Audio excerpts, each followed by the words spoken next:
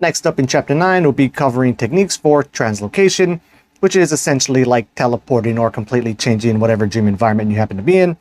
And so the first technique he covers is one that is to be done when you're having one of these more OBE type experiences or entrances into the phase or lucid dreams. And so he writes, the easiest way to translocate is to do so while separating from the stencil body. Employing this technique is extremely simple and convenient. It may be combined with almost any separation technique and is performed by focusing on the image and feel of a desired location during the initial stages of exiting the stencil. So this is one that I very rarely get to make use of. That's because I very rarely have these experiences of actually exiting out of my physical or stencil body and ending up in some version of my bedroom or something like that. The extreme vast majority of the time, I have one of these more wild-like experiences of entering into the phase or into a lucid dream. What's up, Catman? What do you want, buddy? Ugh. The vast majority of the time that I'm doing that, I'm doing it through hypnagogia. So, I will already be entering into this lucid dreamer phase state into a completely different dream environment than, what my bedroom would be. And I also don't get the experience of exiting out of my stencil. One thing that can help a lot here too, and you can introduce a level of control into this, is as you're watching these hypnagogic images pass by, as you're slipping down into stage 1 of sleep and into the liminal dreaming state, is you can kind of do like an open awareness style approach to it and kind of just let these thoughts and images pass by until you find one that you actually like. And then you can hold on to that and essentially switch over to hypnagogic meditation at that point. And then if you're lucky enough to enter into REM from this state, then you can have a full-blown wild with that as well. Another way you can kind of introduce a level of control into this is as you're watching these images pass by, you can start seeding expectations or like directions that you want to take these images and thoughts that are popping up. And then once that does happen and you find an image or a liminal dream environment that you like, then you can go ahead and enter into that one. Okay, what else? Hopefully Catman doesn't distract me here. So the next one is translocation through a door, and this is probably the one I make use of the most. The problem with this is you have to actually have a door in whatever dream environment that you happen to find yourself in. So you basically just go up to the door with it shut, and then you open it, trying to expect that whatever desired dream location is going to be right behind it. One of the good things with this is you can just, if it doesn't work the first time, you just keep taking repeated cracks at it, right? Open the door, doesn't work, close it, try again, try again until you are actually successful with it. Kind of similar to that is you can also try doing it just by passing through a wall where basically your line of sight is completely blocked. And so, because you can do whatever you want within these phase or lucid dream spaces, you can also just walk straight through the wall and then try to expect whatever desired location to be on the other side of that. One of the problems with this though is you have to be experienced enough to actually be able to do that. So it can be kind of difficult at first to actually pass through solid objects within the phase or lucid dreaming spaces, because it's going to feel as solid as a real wall does in your waking life. So you have to be able to already accomplish that to be able to take a crack at this technique. He also has another one that's kind of similar, which is called just like diving through the ground or the floor, basically doing the same pass through the wall thing, but instead you want to pass through the ground beneath your feet. And he has this diving recommendation pop up several times in this book, and it's one I've never tried myself yet. It does sound kind of neat though.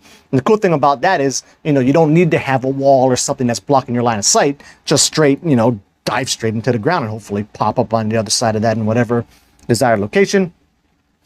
Next up, he has translocation through teleportation, and he breaks this up into several different recommendations that I myself will kind of just put into one. But for this one, to apply this technique, shut the eyes, and then basically try to expect whatever dream environment that you want to pop up, that it will be there after you open your eyes. He also points out here that a sensation of swift flight will take place, and it could last anywhere from 1 to 10 seconds as you're being teleported or transported to whatever new dream environment you're in. And I basically never get that strong, swift flight feeling when I'm doing it.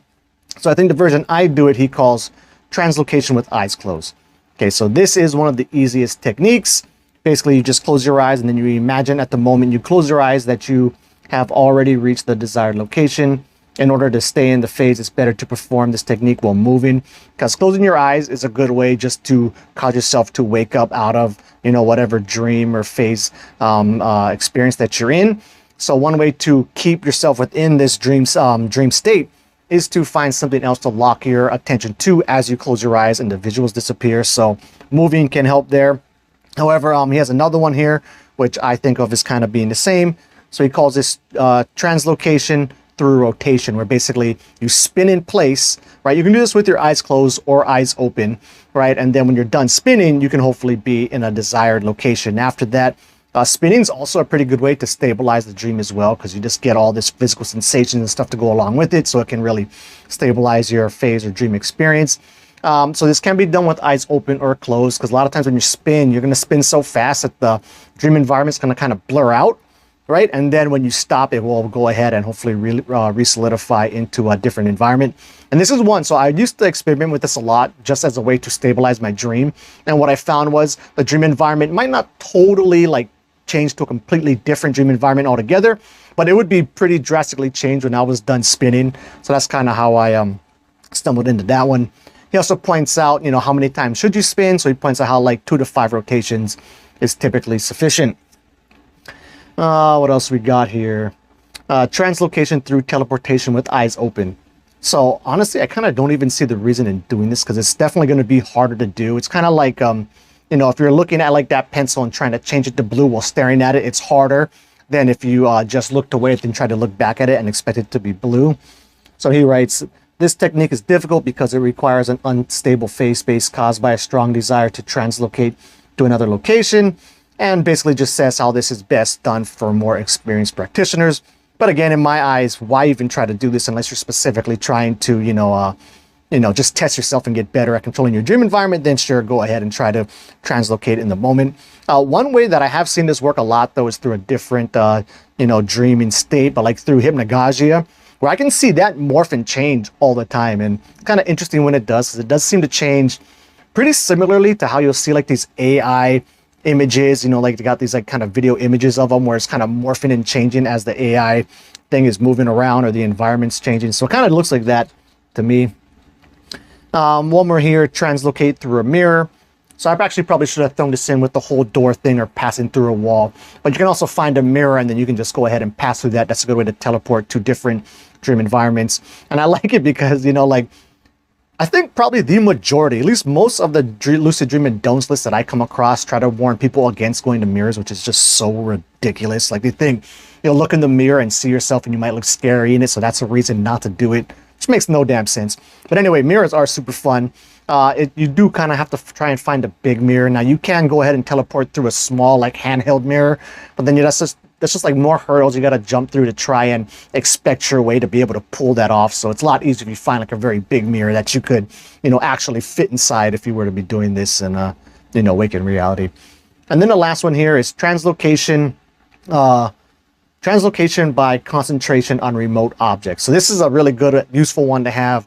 So say like if you're in the dream environment and you see something far off in the distance, so you have to be able to actually see it, you can practice translocating or basically teleporting straight to that object.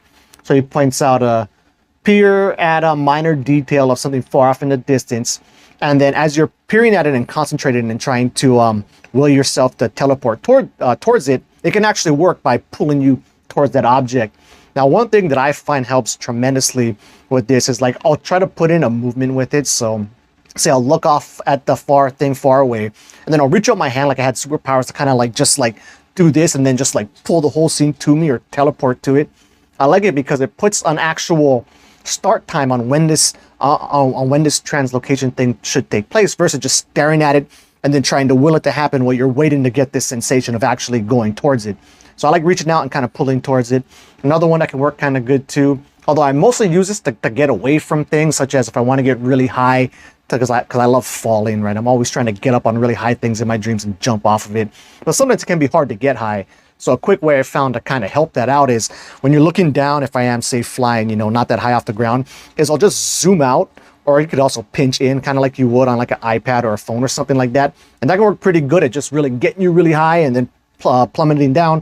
But then it could also work by getting you closer. Like you look at it, you go like that, and you try to have the moment you do this, get that sensation of going towards that object. Plus, I think that really tends to work well because we have a very solid expectation and experience of doing that, you know, in our waking life, which is also why it can be good to watch like various you know, superhero movies or cartoons and comic books and stuff like that, because it gives you a template to follow to actually be able to pull off some of these more super abilities like I covered a few videos back, or, you know, also grab this scene and pull yourself towards it if you want to go ahead and cover a large distance within your phase or lucid dream space.